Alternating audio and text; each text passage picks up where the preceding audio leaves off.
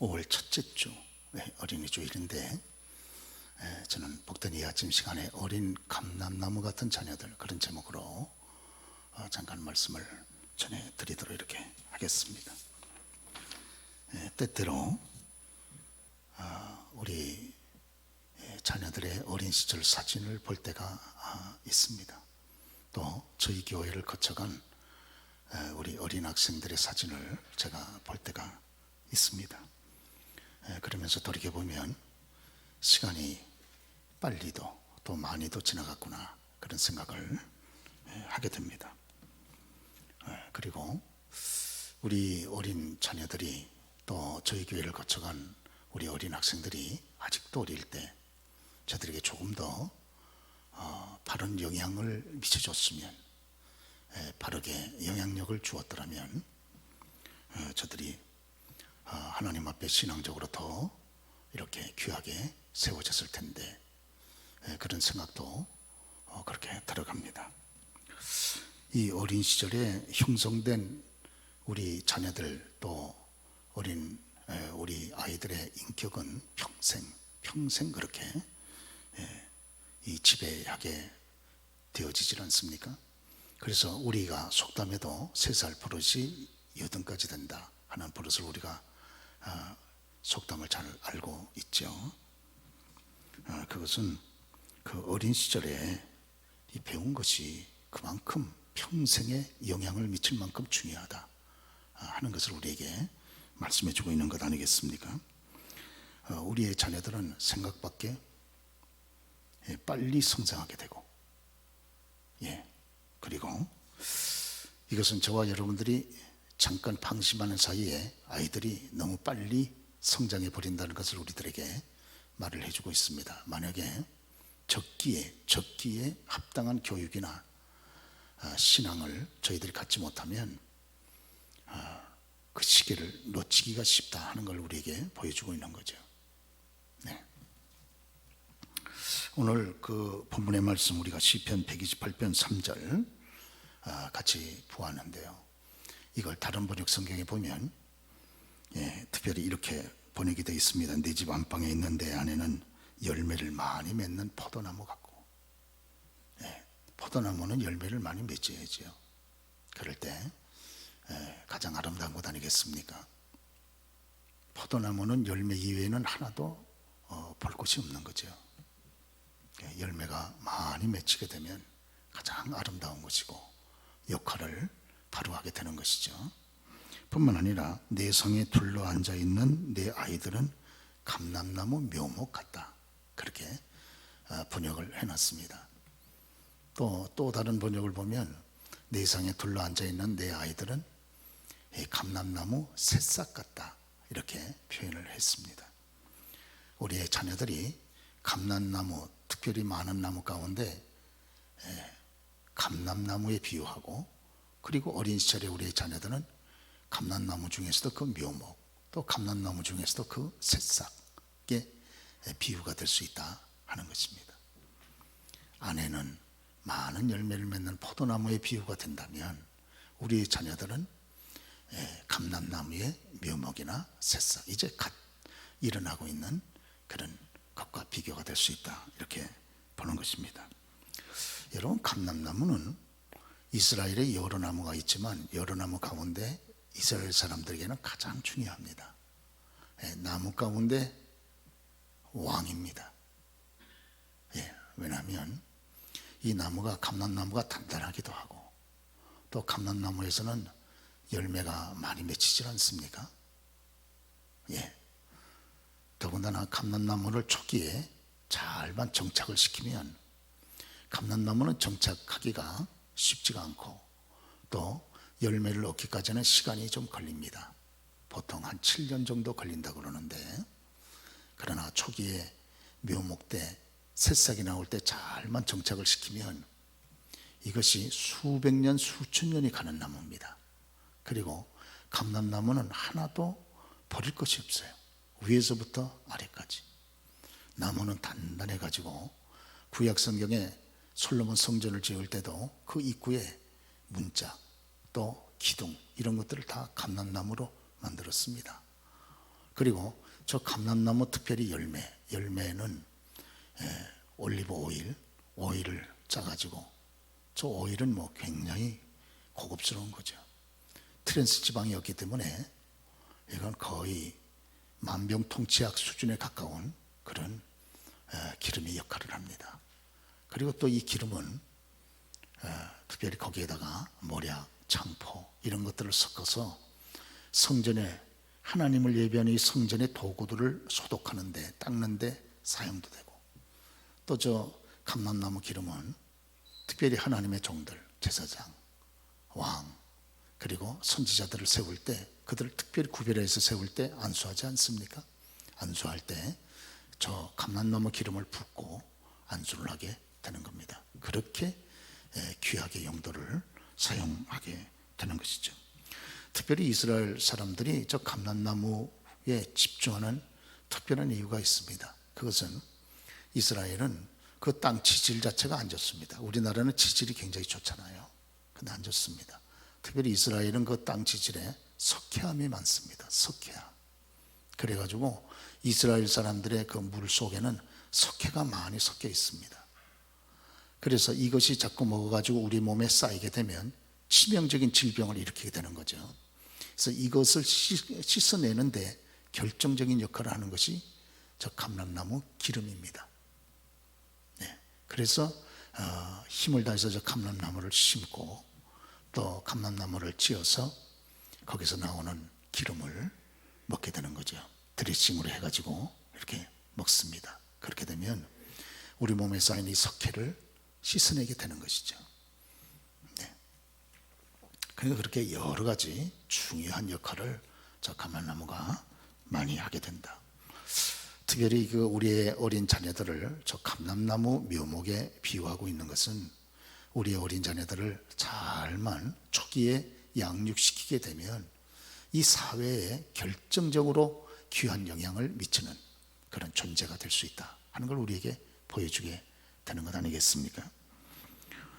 특별히 이 어린 시절에 이 감람나무가 그 묘목대 정착하는 것이 대단히 중요하다고 말씀을 드렸죠. 특별히 그 감람나무는 이 석회암이 많고 이스라엘처럼 현무암이 많은 이 지질이 안 좋은 데서도 참 감람나무는 한번 뿌리를 내리면 잘 자랍니다. 이게 자리를 잡아서 정착할 때까지가 쉽지가 않아서 그러지, 일단 정착만 하면 거기서 수백 년이고 수천 년이고 자라면서 그 아름다운 열매들을 많이 배출하게 되는 것이죠. 그렇기 때문에 이 감람나무가 어린 시절에 잘 정착할 수 있도록 돌봐주는 것이 중요한 것처럼, 우리의 자녀들도 어린 시절에 묘목대, 새싹과 같을 때 잘 정착될 수 있도록 그렇게 부모가 특별히 관심을 가지고 저들을 키우는 것이, 양육하는 것이 대단히 중요하다 하는 거예요. 그런데 이 묘목, 이 감람나무 묘목은 특별히 싫어하는 것이 있는데, 서리를 싫어합니다. 서리. 그리고 강한 바람을 싫어합니다. 이걸 우리 가정적으로 비유를 해보면, 가정에서 자꾸 강한 바람이 불으면 어린 감람나무 묘목과 같은 우리의 자녀들에게 치명적인 영향을 준다고 하는 거예요. 부부가 자꾸 이렇게 불화해가지고, 불화의 바람이 강하게 아이들한테 불어제키게 되면 우리 아이들의 성장에, 인격 성장에, 신앙 성장에 결정적으로 어두운 영향을 줄 수 있다 하는 것을 이 감람나무 이 키우는 것을 통해서도 우리가 교훈을 받을 수 있습니다. 그래서 여러분, 우리 예수님께서 기도하셨던 곳이 겟세마네 동산 아닙니까? 겟세마네 동산에 있는 감람산에 보면 감람나무가 많죠. 근데 여기 감람산에 보면 이 감람나무가 수천 년 된 것들이 있단 말이에요. 예수님 당시에 심어졌던 것 같은 한 2000년 이상 되는 감람나무도 지금도 역시 존재하고 있는 겁니다. 그러니까 한번 잘만 정착이 되면 오랜 세월 동안 굳건하게 서서 많은 사람들에게 귀한 유익을 주는 그런 존재가 될 수 있다, 그런 말씀이 되는 것이죠. 보통 동물들은 이 땅에 태어나게 되면 스스로 자립하는데 시간이 많이 걸리질 않습니다. 그러죠? 예, 뭐 말이나 노새나 낙타나 뭐 이런 우리의 인류의 생활 속에 유익했던 동물들 보면 태어나자마자 바로 스스로 자립합니다. 바로 스스로. 자기들 스스로 자립을 해가지고 움직이고 활동을 하고 그렇습니다. 그러나 유독 사람만큼은 스스로 자립하는데 시간이 많이 걸립니다. 그래서 이 어린 시절에 저들에 대한 양육이 어떻게 되느냐에 따라서 우리의 그 자녀들의 일생이 많이 바뀌어진다는 것을 알게 됩니다. 그래서 우리 성경에도 보면 그 어린 시절 우리의 자녀들을 데리고 예수님한테 기도도 받고 안수도 받고 또 예수님의 깨어나줌을 바라면서 예수님 앞에 데려오는 그런 장면들이 있지 않습니까? 우리가 누가복음 18장 17절 이하의 말씀 보면 많은 사람이 자기의 어린 자녀들이 예수님에게 기도도 받고 안수도 받고 또 예수님의 허구도 이렇게 받기 위해서 데려오는 장면이 있습니다. 그러죠? 그런데 그때 예수님의 제자들이 주님을 귀찮게 하는 줄 알고 이 아이들을 여러분 가까이 다가오지 못하게 그렇게 회방하지 않습니까? 그런데 우리 주님께서 이때 제자들에게 하시는 말씀이 있는 거죠. 내가 진실로 너에게 이르노니 누구든지 하나님의 나라를 이 어린아이와 같이 받아들이지 않는 자는 결단코 거기 들어가지 못하리라. 이런 충격적인 말씀을 하세요. 저와 여러분들이 예수 믿는 궁극적인 목적이 어디 있습니까? 하나님 나라에 들어가는 데 있잖아요. 하나님 나라에 안 들어가면 안 되는 거지. 저와 여러분 믿음의 궁극적인 최후의 목적은 하나님 나라에 들어가는 것인데 하나님 나라에 들어가는 기준을 어린아이에다 두고 있습니다. 어린아이와 같이 돌이키지 않으면 하나님 나라에 들어가지 못한다는 거예요. 굉장히 충격적인 말씀을 하고 있습니다. 과연 어린아이가 저와 여러분들이 천국 하나님 나라에 들어가는 기준이 될 수 있냐 그 말이에요. 기준이 될 수 있습니까? 여러분요, 어린아이 그렇지 않습니다. 어린아이들이요 자기 고집 셉니다. 욕심도 많습니다. 그렇죠? 또 생때 한번 부리기 시작하면 부모도 감당 못하잖아요. 그래서 자식 이길 아기 이길 부모 없다 그러잖아요. 애기들이 한번 생때 부리기 시작하면 엄마가 손 들어버리고 항복해버리고 말지 않습니까? 어린아이들이요 자기를 위해서 자기 변명을 위해서 거짓말도 아이들을 많이 합니다. 그리고 자기보다 좀 약하다 싶으면 남도 자꾸 괴롭힙니다. 그렇죠? 다 죄성이 있기 때문에 그런 거죠. 그런데 이 어린아이들이 어떻게 하나님 나라에 들어가는 기준이 될 수 있느냐 그 말이에요. 기준. 어린아이처럼 이렇게 돌이켜 변화가 되지 않으면 하나님 나라에 그것도 결단코 못 들어간다는 거예요. 결단코. 그럼 하나님 나라에 못 들어가면 어디 갑니까? 지옥 간다는 얘기죠. 어떻게 어린아이들이 저와 여러분 천국 들어가는 기준이 될 수 있느냐 그 말이에요. 그렇습니다. 그런데 우리가 성경에 나와 있는 그런 어린아이들에 대한 그 용어를 보면 이해가 됩니다. 왜냐하면 마태복음 19장 13절에 그때 사람들이 예수께서 안수하고 기도해 주심을 바라고 어린아이들을 데리고 오매. 그럴 때 이 어린아이들은 누구냐? 어린아이들은 여기서 표현한 어린아이들은 원문에 보면 3살에서 7살까지의 어린아이입니다. 또 같은 내용을 표현하고 있는 누가복음 18장 15절에 보면 사람들이 예수께서 만져주심을 바라고 자기 어린아이들을 데리고 오매 그랬습니다. 여기 누가복음 18장 15절 동일한 같은 내용의 본문인데 여기에 나와 있는 어린아이들은 신생아들, 태어난 지 얼마 안 된 젖 먹는 아이들을 표현합니다. 여러분요 3세에서 7세까지의 어린아이들, 태어난 지 얼마 안 되는 신생아 젖 먹는 어린아이들, 이 아이들에게 있어서는 엄마가 곧 생명입니다. 절대적인 거죠. 그들의 기쁨과 어두움은 완전히 엄마가 함께 있느냐 없느냐에 딸리지 않았습니까? 그들은 절대적인 신뢰, 절대적인 전폭적인 신뢰를 그 엄마에게 두고 있는 거죠. 이와 마찬가지로 저와 여러분의 구원받는 믿음, 하늘나라에 가는 영광스러운 믿음은 하나님에 대한 전폭적인 신뢰, 하나님에 대한 전폭적인 믿음, 하나님 아니면 우리 죽습니다 하는 이런 믿음에 근거한다 하는 것을 우리에게 교훈하는 줄로 그렇게 믿습니다. 그렇죠? 우리 교우들 가운데 그 부모님이 폐농사 하시는 분도 계세요. 그런데 이 배나무는 보면 1년생, 이제 심은 지 얼마 안 된 1년생 때 가지를 휘어줘야지 1년생이 지나고 나면 그 다음에 가지를 휘어주려고 그러면 가지가 부러져 버린다는 거예요. 그래서 이것은 우리가 우리의 자녀들을 교육하는 거기에도 인격 교육도 그렇고 사회 교육도 그럴 뿐만 아니라 가장 중요한 신앙 교육에 있어서도 가장 적절한 시기가 있다는 것을 우리들에게 보여주고 있습니다.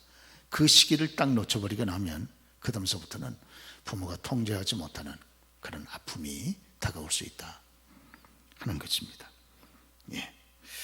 특별히 우리의 자녀들이 어린 시절부터 이 부모님들이 예수님에게 기도도 받고 안수도 받고 하도록 하기 위해서 어린아이들을 안고 주님 앞에 데려오는 것처럼 그렇게 또 우리의 어린 신생아들, 젖먹이들, 어린아이들을 예수님의 품에 허거당하도록 하기 위해서 주님의 사랑을 느낄 수 있도록 하기 위해서 주님에게 데려오는 것처럼 늘 우리의 자녀들이 어린 시절부터 이렇게 하나님의 사랑을 깊이 그렇게 느끼고 성장할 수 있도록 부모가 애쓰는 것 대단히 귀한 일인 줄로 믿으시면 아멘 하시기 바랍니다. 아멘. 그러죠? 때때로 어린아이들 교회로 같이 데려와서 예배도 참석하게 하고 또 엄마가 주의 이름으로 우리 아이들 마음에 가슴에 손을 얹고 기도도 해주고 또 아이들을 껴안고 와서 여러 목사님한테 기도도 받게 하고 참 귀하지 않습니까? 금요일날 철야기도 때면 우리 아이들이 여러 명의 아이들이 교회에 옵니다. 엄마들하고 같이 손잡고 1층에서 막 뛰놀고 막 그러죠. 그럼 제가 여기서 예배를 마치고 난 다음에 1층에 올라가서 아이들을 일일이 다 안수해 줍니다. 다 안수 다 해줍니다. 아이들도 기도받을 때 보면 그렇게 뛰놀고 장난치다가도 조용히 딱 두 손 모으고 안수받습니다. 그러죠? 그러면서 하나님의 사랑, 하나님의 은혜, 또 하나님의 축복하심이 자기들의 심령 가운데 영혼 깊숙이 그렇게 여러분 흘러가는 것을 어린 생명들도 느끼지 않겠어요? 그러면서 영도 건강해지고 하나님과 관계된 영혼이 건강해지니까 정신도 이와 같은 혼돈된 불신 세상에 저희들이 성장해 나가면서도 건강할 수 있다. 이렇게 보는 것입니다.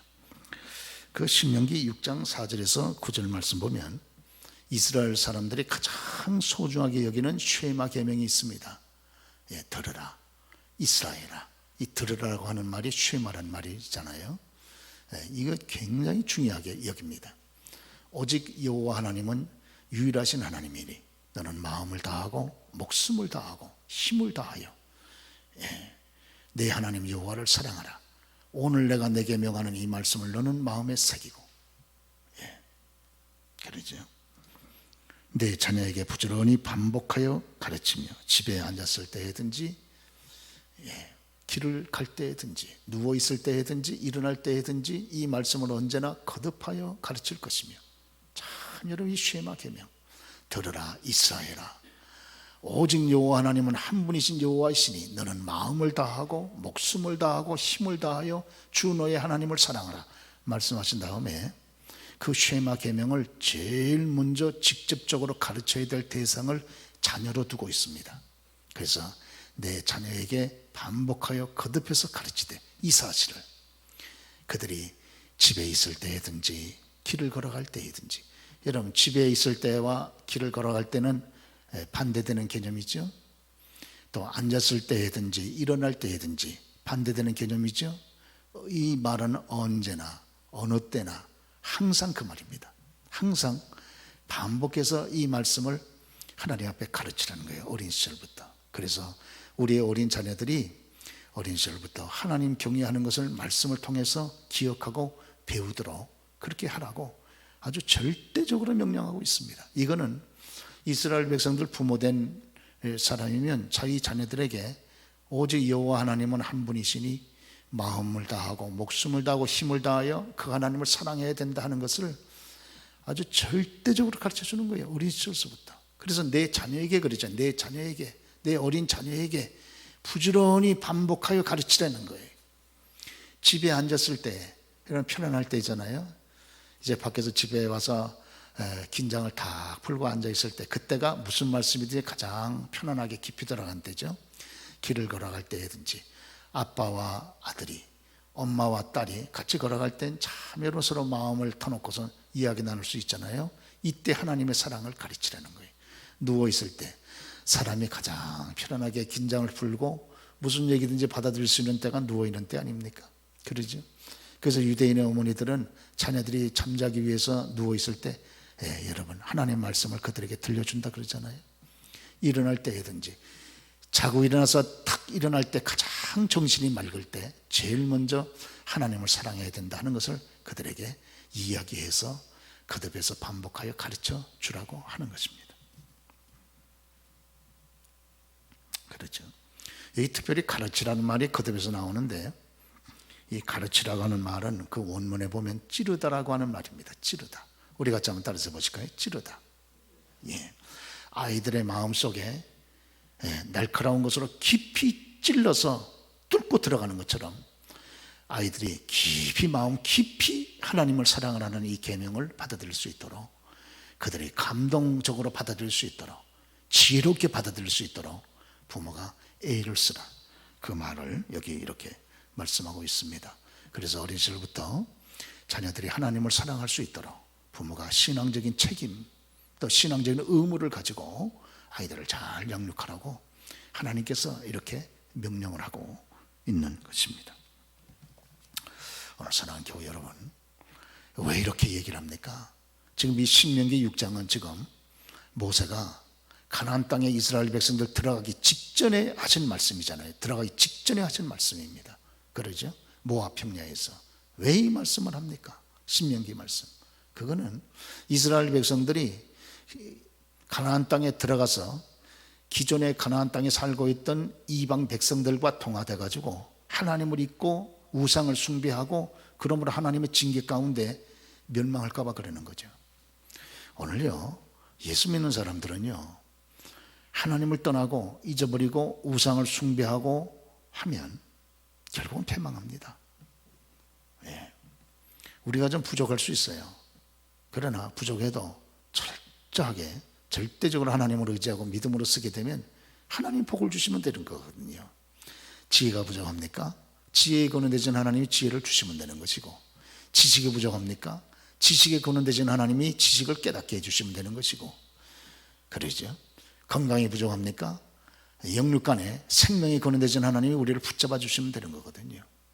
예, 이스라엘 백성들이 가나안 땅 들어갔을 때 무슨 자기들의 실력으로 그렇게 부하고 아름답게 넉넉하게 살았습니까? 아니에요. 하나님이 이스라엘 백성들 광야 40년 동안 속만 세겠지만은 그들이 이제 가나안 땅에 들어가기 전에 모세를 통해서 가나안 땅에 들어가면 절대적으로 거기에 불신 우상 가나안 족속이 있으니 절대로 그 백성과 동화되지 말고 하나님을 향한 신앙을 철저하게 지켜서 하나님을 경외하고 살면 하나님이 복을 주시리라, 그 말씀 하셨잖아요. 그게 신명기의 말씀이 그 말씀 아닙니까? 그러면서 이스라엘 백성들이 가나안 땅에 들어갔을 때 그들이 채우지 아니한 아름다운 것이 가득한 집을 주시고, 그들이 건축하지 아니한 여러분 든든한 성을 그들에게 선물로 주시고, 그들이 파지 아니한 아름다운 우물을 그들에게 선물로 주시고, 여러분 모든 것을 다 하나님 다 선물로 주셨어요. 이스라엘 백성들에게는 정말 우연 같은 기적이 늘 끊어지지 않았어요. 그래서 살게 했습니다. 그러면서 하나님이 유일하게 요구하신 것은 철저하게 하나님 중심의 믿음의 삶을 요구하지 않았습니까? 그런데 이스라엘 백성들 광야 지금까지 40년 나그네 길 뒤를 돌이켜보면 가나안 땅에 들어가면 하나님의 은혜를 받고서도 하나님을 떠날 것이 분명한 거예요. 그래서 오늘 여기 신명기 6장 말씀을 다시 한번 가나안 땅에 들어가기 전에 이스라엘 백성들에게 강조하고 또 강조하는 것 아닙니까? 내 하나님 여호와는 유일하신 하나님이니 너는 마음을 다하고 목숨을 다하고 힘을 다하여 주 너의 하나님을 사랑해라. 이거를요 거듭해서 반복해서 가르치면서 강조를 지금 모세가 하고 있는 것이죠. 오늘 저와 여러분들이 이것만 잘 가르쳐도 우리의 자녀들이 잘 자랄 수 있습니다. 그러죠. 여러분, 인삼하고 산삼의 차이가 있습니다. 인삼은 그 삼의 씨를 사람이 갖다 심어가지고 삼이 잘 자랄 수 있도록 모든 여건을 다 갖춰주는 것 아닙니까? 습기, 또 습도, 온도 이런 거 잘 맞춰가지고 삼을 키웁니다. 그러나 사람이 키우는 삼은 그래서 인삼이라 그러는 거죠. 인삼은 한계가 있습니다. 그렇게 애를 써도 4년이 지나면 벌써 뿌리가 썩기 시작하고 6년 이상이 지나면 다 썩어버리기 때문에 인삼은 6년 이내에 다 캐버려야 되잖아요. 그래서 6년 이내에 캐낸 그 삼을 쪄가지고 홍삼으로 만들기 때문에 6년근 홍삼이라는 말을 많이 선전하지 않습니까? 그러나 여러분, 산삼 보세요. 그 씨를 산에다 그냥 갖다 어딘가에 뿌려 놔치는 거예요. 사람이 돌보지 않습니다.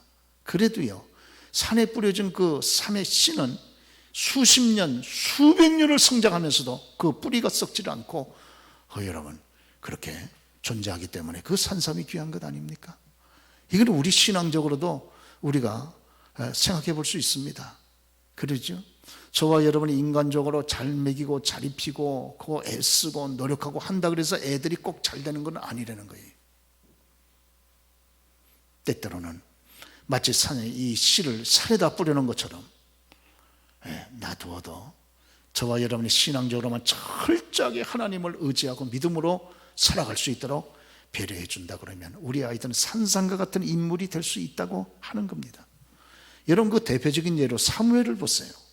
사무엘은 그렇게 귀한 자녀로 아들로 한나가 낳지 않았습니까? 그런데 젖대자마자 가장 애정이 있을 때, 가장 사랑이 쏟아질 때 여러분 그 사무엘을 떼서 하나님의 앞에 드린 약속대로 하나님 앞에 드리지 않습니까? 그래서 사무엘은 어린 시절 그 가장 깊이 엄마의 애정과 깊이 있는 돌봄이 필요한 시절에 엄마의 품을 떠나서 성전에서 성장하지 않았습니까? 그래도 그 아이를 성전에 갖다 맡겨놓고 엄마가 편안히 있었겠어요? 밤낮으로 그 아들을 생각하면서 피눈물을 쏟아가면서 기도하지 않았겠습니까? 그 한나의 기도를 들으셔서 이 사무엘이 그렇게 하나님께서 영육간에 건강하게 특별히 영적으로 크게 여러분 그를 세우셔서 이스라엘 역사의 가장 위대한 선지자로 마지막 사서로 하나님이 사용하신 것이 아닙니까? 오늘요, 사람은 하나님 떠나면 결국은 보면 어리석은 삶 살아갑니다. 내가 헛살았구나, 이제 그런 아주 장탄식을 하게 되는 것이죠. 우리가 특별히 누가복음 12장 예수님의 비유 여러분 알고 계시지 않습니까? 어느 농부가 열심히 농사를 했다는 거예요. 그에 따라 많은 수확을 거두었다는 거예요. 그리고 나니까 지금까지 있었던 창고가 너무 적어가지고 좀 더 넓은 창고를 지어야 되겠다, 그런 생각을 가지고, 그리고 거기다가 거둬놓았던 많은 수확물을 저장해 놓은 다음에 이제 앞으로 먹고 살 생각이 걱정 없으니까 이제 내가 먹고 마시고 즐기고 편안히 내 인생을 살아야 되겠다, 그렇게 딱 생각하는 그 순간에 하나님께서 그에게 말씀했다는 거예요. 어리석은 자야, 오늘 밤에 내가 내 영혼을 부르리니 그리하면 내가 준비한 것이 누구의 것이 되겠느냐, 그렇게 주께서 말씀하지 않습니까? 자, 이런 사람이 어리석은 사람이에요. 왜 어리석은 사람이냐? 이 사람에게는 자기에게 풍요를 주신 하나님이 없어요. 함께 그 풍요한 수확을 거두기 위해서 함께 일했던 수고한 이웃에 대한 배려가 없습니다. 자기가 그렇게 배부르고 있을 때 굶주리는 배를 움켜잡고 잠 못 이루는 가난한 사람에 대한 생각이 없어요. 그러죠? 더군다나 인간의 생사가 살고 죽는 것이 전능하신 하나님의 손에 달려있다는 것을 모르고 있는 거예요. 그리고 자기의 미래가 자기의 계획과 뜻대로 되어지지 아니하고 하나님이 허락하셔야 된다고 하는 것을 모르고 있는 거예요. 그래서 하나님이 어리석다 그러는 거예요. 너 참 어리석다고 그러는 여러분 말입니다. 그러죠. 사람이요, 저와 여러분의 계획대로 다 됩니까? 우리의 여러분 수고한 대로 그 결과가 그대로 이어집니까? 제가 가지고 있는 책 가운데 하도 그 제목이 재미있어서 제가 한 권 이렇게 구해봤습니다만, 책 제목이 살만하면 암에 걸린다, 그런 책이 있습니다. 이제 살만하다 생각하니까 암에 딱 걸린다는 거예요. 참 여러분, 저와 여러분의 생각과 우리의 수고와 우리의 계획대로 우리의 미래가 진행되지 않는다는 겁니다. 그렇죠. 그러면서 주께서 말씀하지 않습니까? 어리석은 자야, 오늘 밤에 내 영혼을 도로 찾으리니 그러면 내 준비한 것이 누구의 것이 되겠느냐 하셨으니, 자기를 위하여 재물을 쌓아놓고 하나님께 대하여 부여하지 못한 자가 이와 같으니라 그랬습니다. 하나님께 대하여 부여하지를 못해요, 이 사람은. 왜? 하나님의 은혜로 자기 자신이 살아간다고 생각하지 않기 때문에 그렇습니다. 이 모든 것이 다 하나님의 은혜지, 처음서부터 마지막까지 모든 것이 하나님의 축복의 결과지 생각하면 하나님께 부여하지 않을 수가 없어요. 그러지? 그러나 이 사람 사고 속에는 하나님이 없으니까 하나님의 축복을 받고서도 깨닫지 못하여 하나님께 부여하지 못하고 인색한 그런 결과를 갖게 되는 것이 아닙니까? 저와 여러분들이 성경을 보면 이스라엘은 절기가 많이 있잖아요. 절기가 많습니다. 그렇죠? 이 절기라고 하는 건 참 하나님 앞에 그들의 중심의 감사를 표현하는 이 시간들이 절기인 거죠. 절기가 많아요. 6월절, 하나님께서 우리를 구원해 주셨지. 6월절 다음 날서부터 한 주간이 무교절 아닙니까? 그래서 우리 하나님께서 이렇게 고생했던, 애굽에서 고생했던 우리들에게 이 큰 해방을 주셨지 해서 무교절 일주일 동안에는 애굽에 고난당하는 걸 기억하면서 쓴나물, 또 누룩이 없는 그런 딱딱한 빵을 먹으면서 그런 고난 시절에 우리를 구원하신 하나님의 은총을 기억하지 않습니까?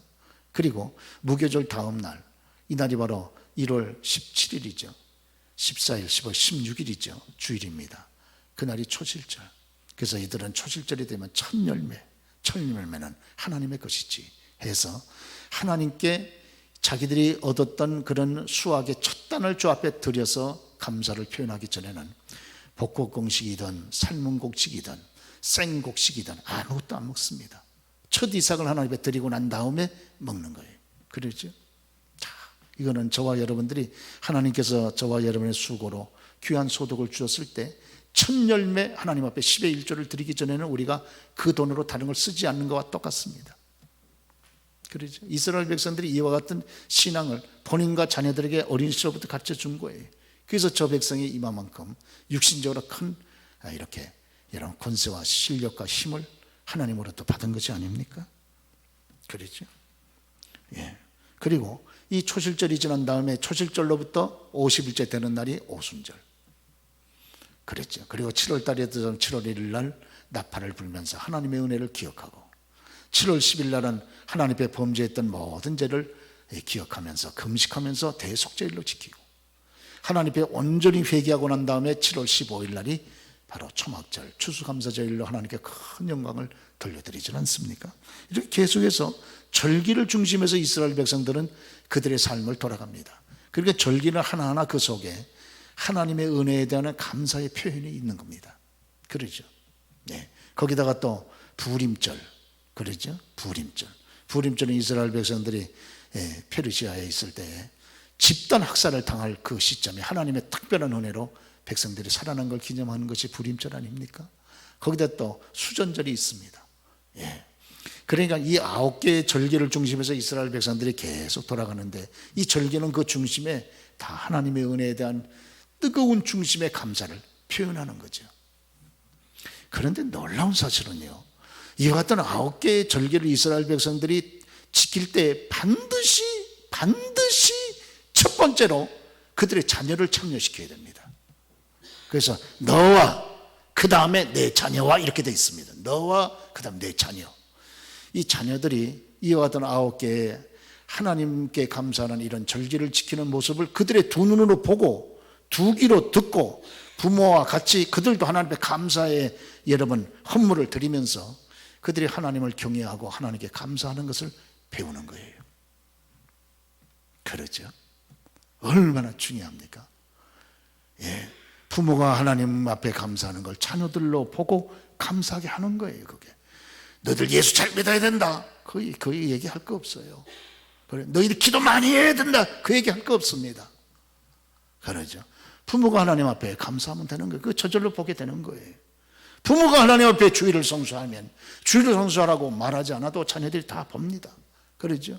부모가 하나님 앞에 헌신하게 되면 그거 다 보잖아요. 다 보게 됩니다. 그러죠? 말로 가르치기 이전에 여러분 그의 삶을 통해서 하나님을 경외하고 감사하는 것을 배우게 하는 것이죠. 이스라엘 백성들이 참 이런 면에서 그들에게 참 후손들이 복이 있다 생각이 드는 겁니다. 오늘 그렇습니다. 오늘 사랑하는 여러분, 우리 하나님께서 이스라엘 백성들에게 자신님을 증거할 때 꼭 썼던 표현이 하나 있습니다. 그것은 나는 아브라함의 하나님, 이삭의 하나님, 야곱의 하나님이다. 그 표현을 늘 쓰시잖아요. 여러분 아시는 대로. 그러죠?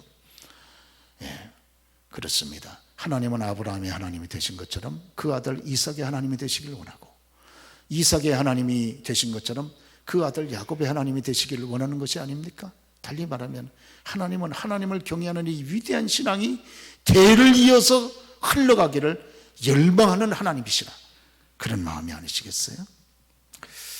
만에 하나 저와 여러분들이 우리가 믿는 이 영광스러운 신앙이 우리의 자손때에 가서 만약 끊어진다 그러면 미치고 환장할 일이죠. 이거야말로. 그러죠? 그때야말로 저와 너는 결단을 하고 하나님 앞에 부르짖고 간구해야 될 시간이 아닙니까? 그렇습니다.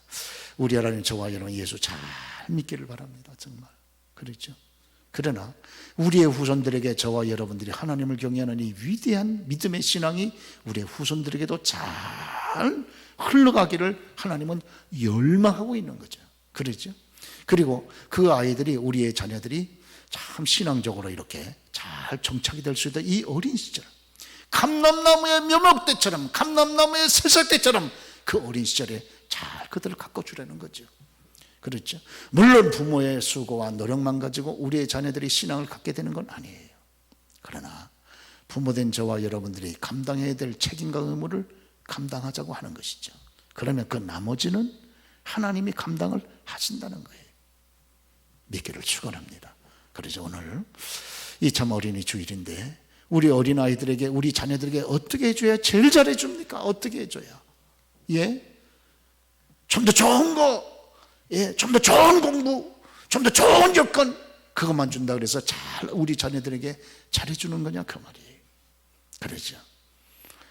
저들에게, 우리의 자녀들에게 그들의 생사화복을 주관하시는 그런 살아계신 하나님의 위대한 사랑, 그 사랑을 저희들이 느끼고 붙잡고 성장할 수 있도록 그들을 끌어준다 그러면 저와 여러분들 부모님들이 육신적으로 잘하지 못한다 할지라도 그래도 우리의 자녀들이 하나님의 축복 가운데 잘 성장하지 않겠습니까? 주님, 우리가 우리의 자녀들에게 인간적으로는 잘 해주지 못한 아쉬움이 있지만 그러나 우리의 자녀들이 하나님의 손을 붙잡고 믿음으로 계속해서 하나님의 축복 가운데 성장할 수 있도록 은혜를 베풀어 주옵소서. 기도할 수 있는 저와 여러분 모두가 다 되실 수 있기를 바랍니다. 주신 말씀 기억하면서 우리 함께 찬송하겠습니다.